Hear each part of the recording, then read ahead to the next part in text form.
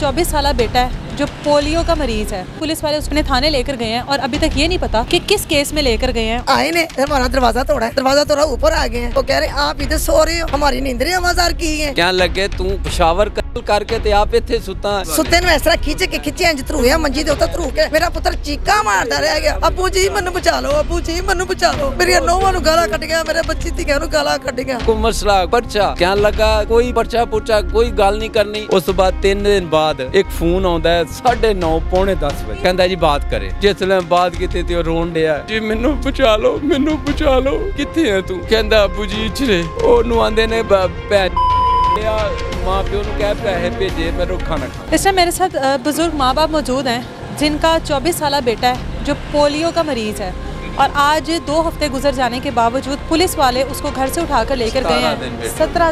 17 दिन होने के बावजूद पुलिस वाले उसको अपने घर लेकर अपने थाने लेकर गए हैं और अभी तक ये नहीं पता कि किस केस में लेकर गए हैं। और ये खुआर हो रहे हैं सिर्फ ये पूछने के लिए कि उनके बेटे का कसूर क्या है। सर आप काम क्या करते हैं? मैं जी कुछ नहीं करता, 6 साल तो मजदूर हूँ। कितने बच्चे हैं आप? मेरे 3 बेटे हैं, 4 बेटियाँ।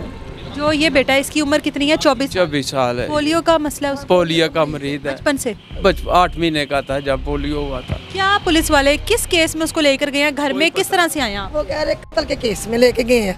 वो कह रहे आए ने हमारा दरवाजा तोड़ा है, दरवाजा तोड़ा, ऊपर आ गए हैं। वो कह रहे आप इधर सो रहे हो, हमारी नींदरें आवाज़ार की है। पुलिस वाले कहते हैं कितने लोग? पेशावर 12 जाने पुलिस वाले 12 ने गन्ना उस तो बाद गन्ना कट के क्या लगे तू पेशावर करके ते आप इत्थे सुता असी परेशान होए हैं। सही वे कित्थों तुहाडे मगर लथे फिरने। असी पूछे मैं उन्होंने मैं बेटे वजह की है, कोई वजह ते दस ना, कोई मसला कोई पर्चा क्या लगा, कोई पर्चा पुर्चा कोई गल नहीं करनी। इन्हें कत्ल किया पेशावर। हुण दसो मेरा बच्चा पोलियो का मरीज है, उन्होंने 4 दिन हो गए घर बैठिया, बल्कि किन्ना चिर हुण वो कहंदा जी कत्ल करके आए। कत्ल वो इत्थे कत्ल उत्थे जा नहीं सकता। सुबह 100 रुपया मेरे को लेके गया, अम्मी मैंने 100 रुपया दे दो, मैं कहता ना कोई चीज़ खानी है। अपने भाई को पूछ रहे, भाई कह रहे मेरे पास नहीं है, अम्मी के पास है, ले लो।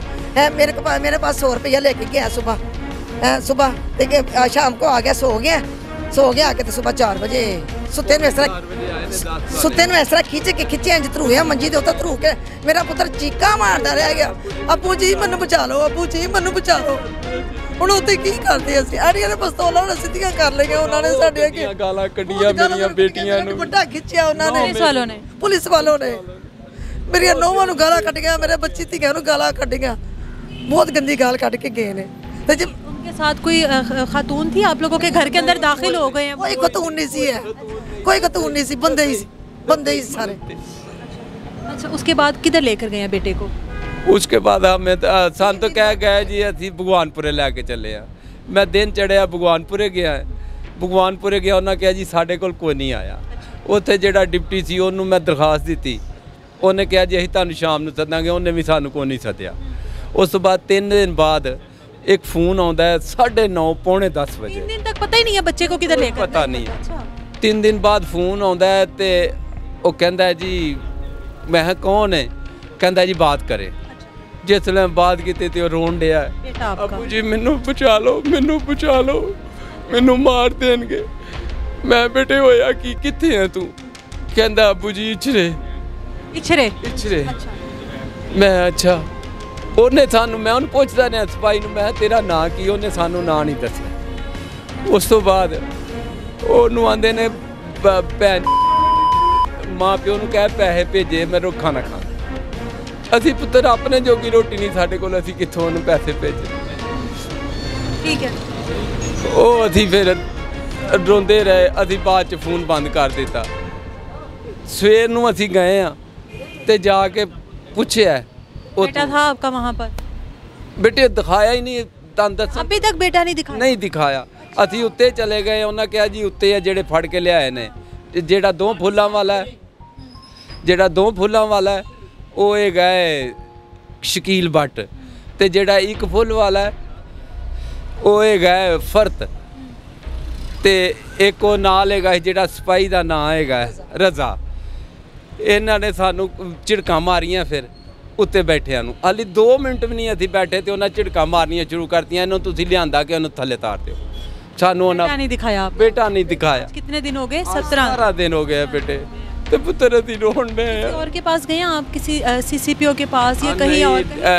पुरानी नारकली गए हैं, उन्होंने दरखास्त दी है। फिर असी किला गुजर सिंह गए हैं, उन्होंने दरखास्त दी है। वो भी कह लगे जी असी दरखास्त भेज दी है, तुहानू कल सद लैणगे।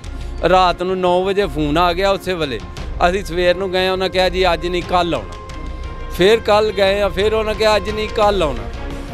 अज चौथा दिन हो गया, सानू इस तरह ही करन डे ने, कल आना कल आना कल आना। ਇਹ ਬੱਚਾ ਮਿਲਿਆ ਸਾਨੂੰ, ਇਹਨੇ ਸਾਨੂੰ ਕੋਈ ਹੌਸਲਾ ਦਿੱਤਾ ਹੈ। ਅਸੀਂ ਦਫ਼ਤਰ ਆਏ ਆ, ਬੇਟਾ ਮਿਲਿਆ ਤੇ ਕਹਿਣ ਲੱਗਾ ਬਾਬਾ ਜੀ ਤੁਸੀਂ ਰੋਵੋ ਨਾ, ਤੁਸੀਂ ਸਵੇਰ ਮੇਰੇ ਕੋਲ ਆਵੋ, ਮੈਂ ਅੱਲਾ ਖੈਰ ਕਰੇ ਤੁਹਾਡਾ ਬੇਟਾ ਤੁਹਾਨੂੰ ਦੁਆ ਦੇਣਾ। ਬਾਕੀ ਪੁੱਤਰ ਇਹਦਾ ਅੱਲਾ ਭਲਾ ਕਰੇ। ਜੇ ਸਾਡੇ ਨਾਲ ਇਹਨੇ ਕੀ ਕਰਦਾ ਪਿਆ ਤੇ ਅੱਲਾ ਇਹਨੂੰ ਅਜ਼ਲ ਦੇਗਾ। ਅਸੀਂ ਕੁਝ ਨਹੀਂ ਦੇ ਸਕਦੇ, ਅਸੀਂ ਕੁਝ ਨਹੀਂ ਦੇ ਸਕਦੇ ਮੇਰੇ ਬੇਟੇ, ਅਸੀਂ ਕੁਝ ਨਹੀਂ ਦੇ ਸਕਦੇ। एडवोकेट वलीद सिद्दीकी साहब हमारे साथ मौजूद हैं और इस तरह के मामलात में हमेशा ही देखा गया है कि इस तरह के लोगों की वो फ्री ऑफ लॉन्स मदद करते हैं। उनसे बात करते हैं। अस्सलाम वालेकुम सर। जी वालेकुम सलाम।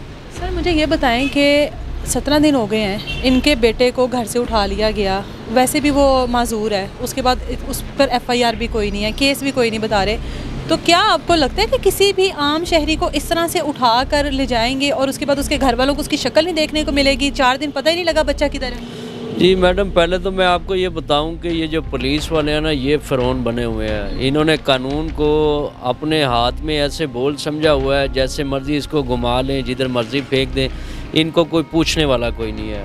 इन्होंने तो कानून क्या आइन की धज्जियाँ उड़ा दी हुई हैं कि एक बूढ़ा आदमी कल बजाते खुद मैं SP CIA के पास वहाँ बैठा था, बाई चांस ये भी वहाँ पे अपनी एक एप्लीकेशन लेके बैठे थे।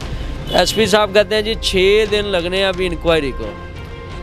अब मेरा SP साहब से आपके वसीले से ये सवाल है कि SP साहब क्या ये फेयर ट्रायल आईने पाकिस्तान जो एक इजाज़त दे रहा है, वो कौन सा दे रहा है कि ये जो आप 6 दिन इंक्वायरी लगेंगी? सबसे पहले तो आपने उसके ऊपर FIR दें। हम ये नहीं कहते कि वो मुजरम नहीं है, वो मुजरम है, वो काला चोर है या वो कातिल है, व्हाटसोएवर जो भी है, आप उसके ऊपर ज़ाब्ता फौजदारी 154 के तहत उसके ऊपर FIR दें। उसके बाद आप जितनी मर्ज़ी प्रोसीडिंग्स, जितनी मर्ज़ी इंक्वायरीज बैठाएँ।